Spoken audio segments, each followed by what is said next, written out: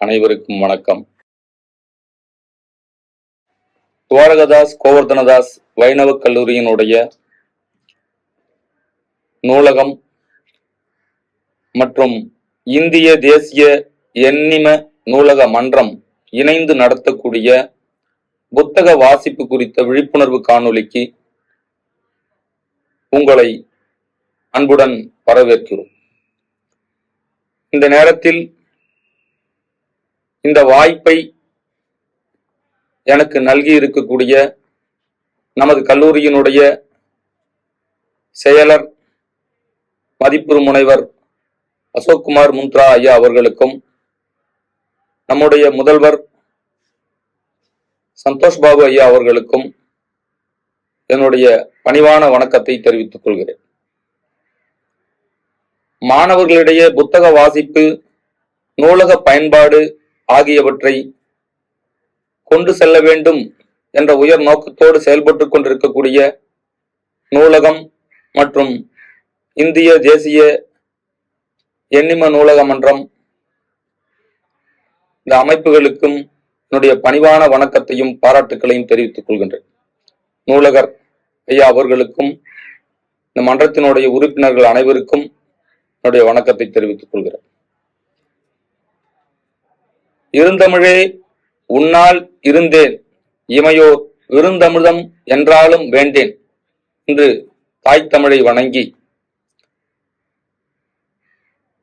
புத்தக வாசிப்பே வாழ்க்கையின் ஆசான் என்கிற தலைப்பிலே இன்றைக்கு நான் பேச இருக்கிறேன்.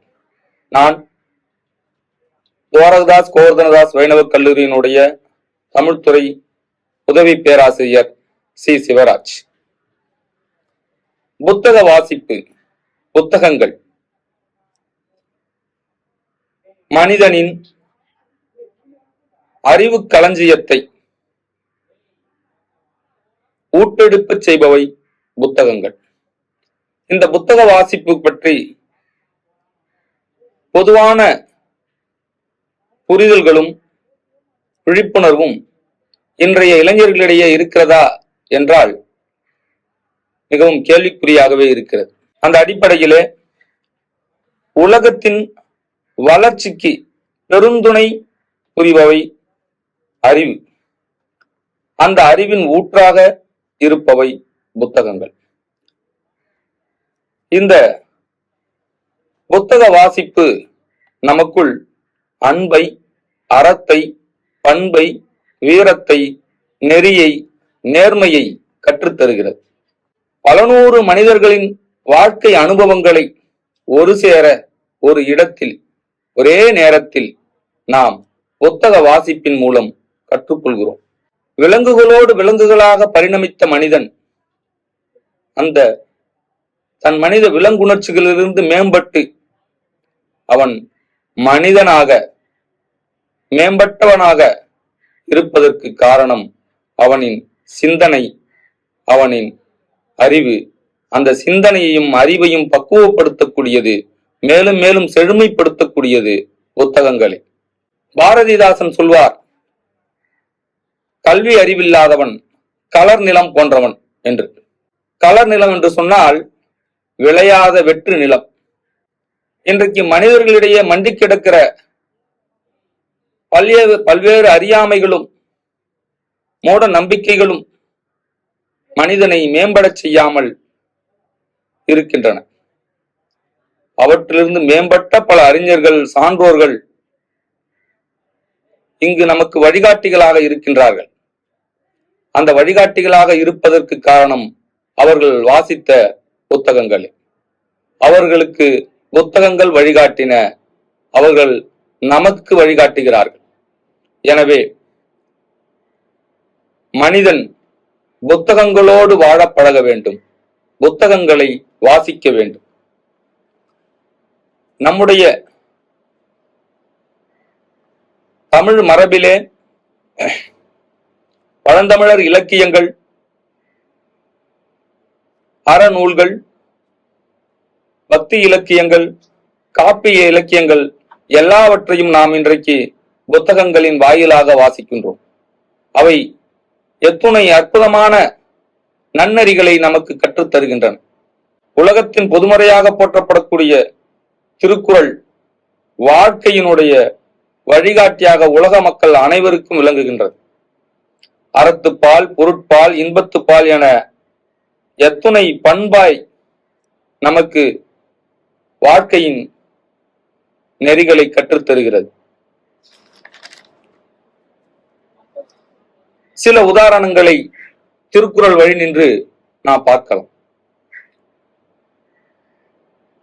தோன்றின் புகழோடு தோன்றுக அஃதிலார் தோன்றலின் தோன்றாமை நன்று என்கிறார் வள்ளுவர்.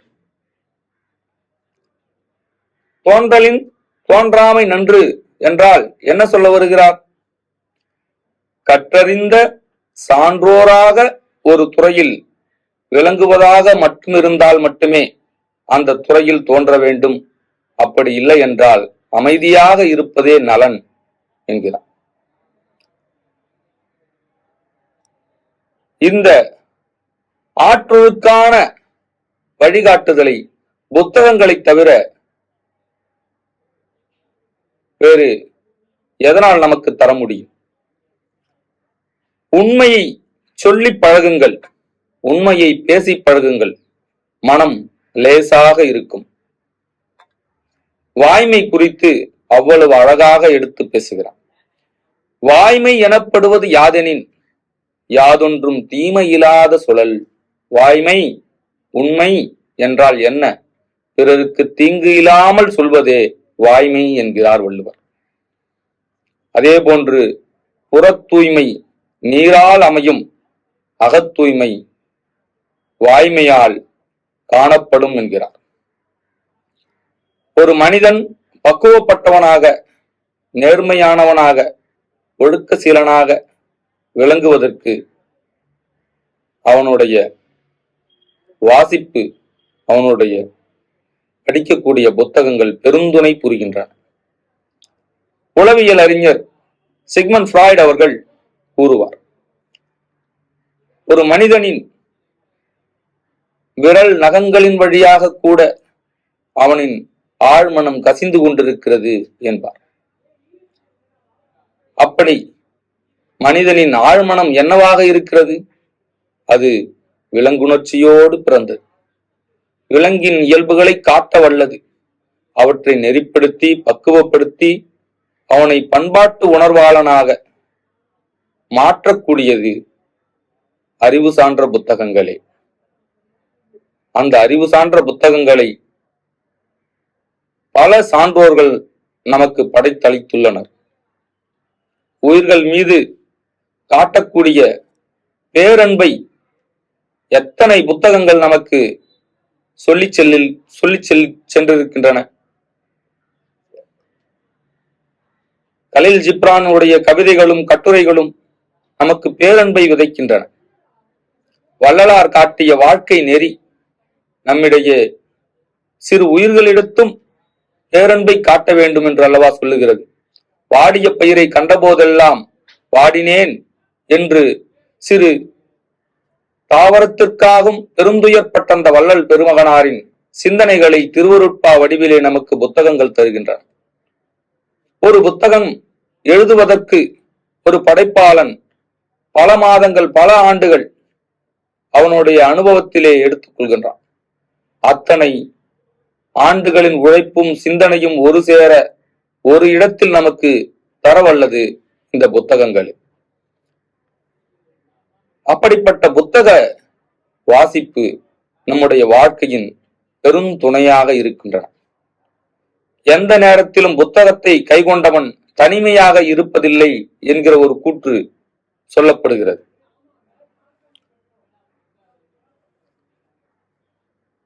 கண் உடையவர் என்போர் கற்றோர் முகத்திரண்டு புண்ணுடையர் கல்லாதவர் என்கிறார் வள்ளுவர். கண்கள் உடையவரெல்லாம் மனிதர்கள் அல்ல, அவர்கள் கண்கள் உடையவர்கள் அல்ல, கற்றறிந்தவரே கண்கள் உடையவர் என்கிறார் வள்ளுவர். அதே போன்று தொட்டனை தூறும் மணக்கேணி மாந்தர்க்கு கற்றனை தூறும் அறிவு. எத்தனை அற்புதமான கவிதை குரல் பாருங்கள். ஒரு மணற்பாங்கான பகுதியிலே விளையாடுகிற பொழுது அழகாக அந்த மணலை தொட்டு அணைத்து, இந்த வார்த்தைகளை எவ்வளவு அழகாக சொல்கிறார் பாருங்க. தொட்டு அணைத்து ஒரு பக்கமாக சேர்க்கிற போதே நீர் ஊறுமா, தொட்டணைத்தூரும் மணற்கேணி மணல் கிணறு என்கிறார். அதை போன்று எதற்கு அந்த உதாரணத்தை சொன்னார்? அந்த மணலுக்கு வலிக்காமல் அழகாக தொட்டு வருடி அணைக்கின்ற போது அந்த நீர் ஊறுவது போல மெல்ல அழகாக நிதானமாக நாம் ஒரு நூலை வாசிக்கிற போது அந்த நூலினுடைய சிந்தனை கற்றனை தூறும் அறிவு, வாசிக்க வாசிக்க நம்மளுடைய அறிவு வளர்ந்து கொண்டே செல்கிறது என்கிறார். இப்படிப்பட்ட செய்திகளை நம்முடைய திருக்குறள் நமக்கு காட்டுகிறது. அதே போன்று எழுத படிக்க தெரியாத பல சான்றோர்கள் பிறர் வாசிக்க கேட்டு அதன் மூலம் தன்னை பக்குவப்படுத்திக் கொண்டார்கள். பேரரசரான அக்பர் எழுத படிக்க தெரியாமல் இருந்தவர். ஆனால் தன்னுடைய அரண்மனையிலே பல்வேறு நூல்களை வாசிக்க கேட்டு தன்னை சான்றோராக்கி கொண்டவர். அதே போன்று ஆங்கில இலக்கியத்தின் 2 கண்களாக போற்றப்பட்ட ஷேக்ஸ்பியரும் ஜான் மில்டனும் புத்தக வாசிப்பில் திளைத்தவர்கள். ஜான் மில்டன் அவருடைய முதுமை காலத்திலே தன்னுடைய பார்வையில் இழக்கப்பட்ட போது, சிறைச்சாலையில் அடைக்கப்பட்ட போது அவர் பிறர் வாசிக்க கேட்டு எழுதப்பட்ட நூல்தான் தி பாரடைஸ் லாஸ்ட் என்கிற அற்புதமான கவிதை. உலகமே இன்று அந்த கவிஞனை கொண்டாடுகிறது. அதை போல பல்வேறு அறிஞர்கள், புத்தகங்களை கொண்டாடிய பல அறிஞர்களை நாம் தொடர்ந்து கேள்வியுறுகிறோம். கிரேக்க மேதையான சாக்ரட்டிஸ் மரண தண்டனையின் காலத்தில் கூட நூலை படித்துவிட்டு வருவதாக சொன்னவர். அதே போன்று பகத்சிங் அவர்கள் லெனின் புரட்சி என்கிற நூலை மரண தண்டையின் போது வாசித்துக் கொண்டிருக்கிறார்.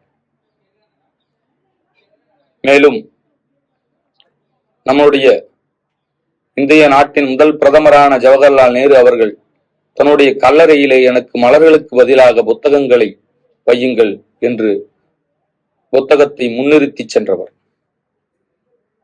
காந்தியடிகளின் பல மன பரிமலர்ச்சிக்கு வித்திட்டவை புத்தகங்களே. அவர் வாசித்த கடையனுக்கும் கடைத்தேற்றம் என்ற நூலும் ரஸ்கினுடைய நூலும், அதே போன்று தமிழர் புராணங்களில் சொல்லப்பட்ட ஹரிச்சந்திர புராணமும் அவர் வாழ்க்கையே மாற்றியதாக நாம்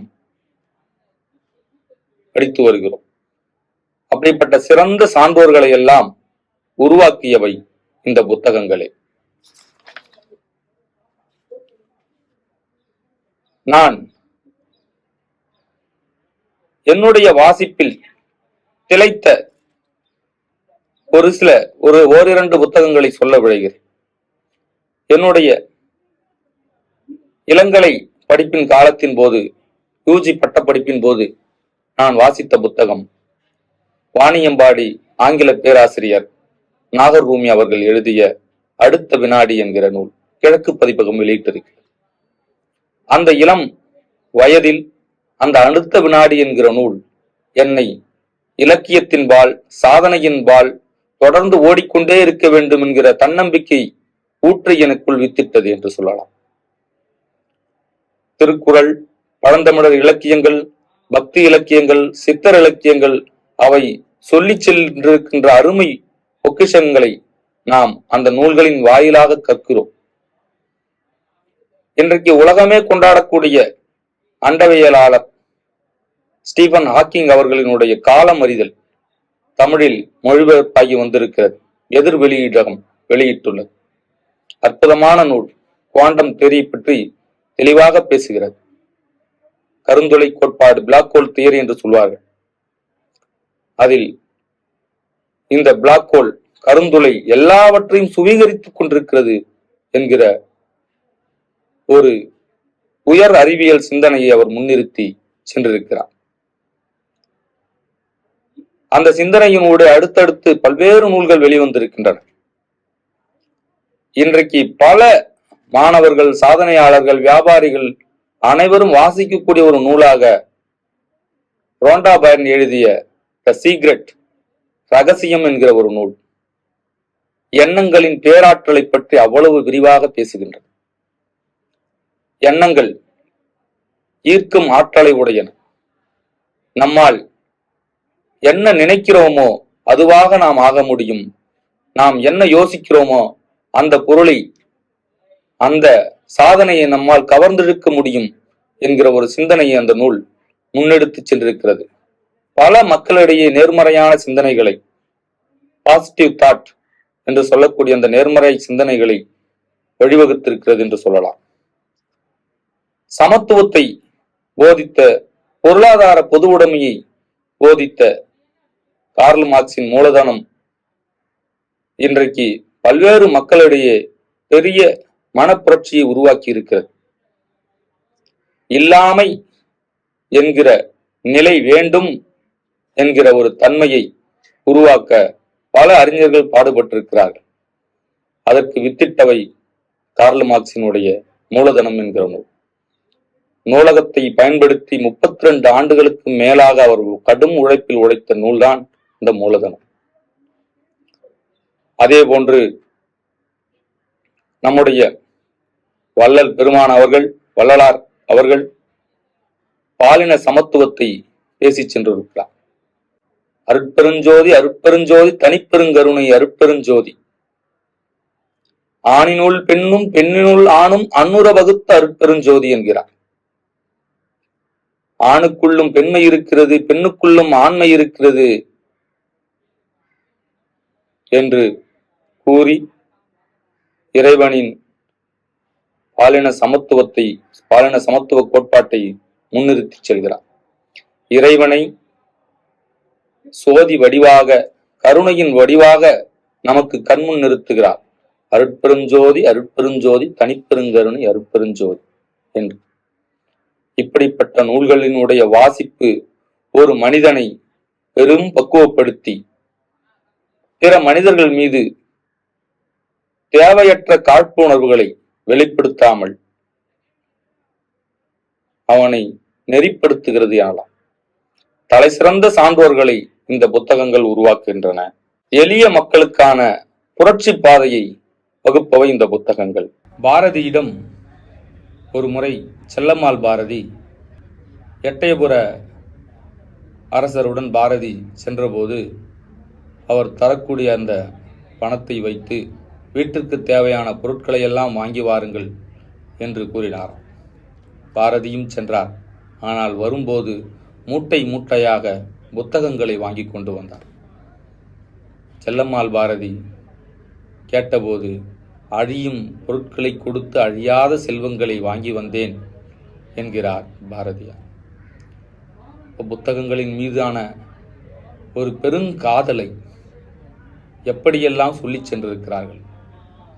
இன்றைய மாணவர்களும் இளைஞர்களும் புத்தக வாசிப்பில் இருப்பதாக நமக்கு தெரியவில்லை. இன்றைக்கு சமூக ஊடகங்கள் வாசிப்பு பழக்கத்தை மேம்படுத்தி இருக்கின்றனவா என்றால் இல்லை என்றுதான் சொல்ல வேண்டும். இந்த சமூக ஊடக நெருக்கடியிலிருந்து மீண்டு மனித மனம் பக்குவப்பட்டு மீண்டும் பல நன்னெறிகளை சமூகத்தில் பல இழி செயல்கள், வன்முறை போன்ற செயல்கள் நடைபெறாமல் ஒரு பண்பட்ட மனித சமுதாயம் மேம்பட வேண்டுமானால் புத்தக வாசிப்பால் மட்டுமே முடியும் என்பதை நாம் உணர்ந்து கொள்ள வேண்டும். அப்படிப்பட்ட புத்தக வாசிப்பே நம்முடைய வாழ்க்கையின் ஆசான், நம்முடைய வாழ்க்கையின் வழிகாட்டி, நம்முடைய நெறியாளர். நாம் கைகொள்ளும் புத்தகங்கள் நமக்கு பெரும் ஆற்றலை, வலிமையை, ஒரு துணையை தேடித் தருகின்றன என்று கூறி, எப்பொழுதும் புத்தகம் வாசிப்பவன் தனிமையில் இருப்பதில்லை, வருத்தத்தோடு இருப்பதில்லை, குழப்பத்தோடு இருப்பதில்லை. அவன் தெளிந்த அறிவோடு மகிழ்வோடு இந்த உலகுக்கே வழிகாட்டக்கூடிய ஒரு பேராசானாக மலர்கிறான் என்பதை புரிந்து கொள்ள வேண்டும். அதைதான் நம்முடைய சான்றோர்கள் சொல்லிச் சென்றிருக்கிறார்கள். புத்தகம் வாசிப்போம், நூல்களை நேசிப்போம் என்று கூறி இந்த வாய்ப்புக்கு மீண்டும் ஒருமுறை நன்றி கூறி இடம் சார்கிறேன். நன்றி, வணக்கம்.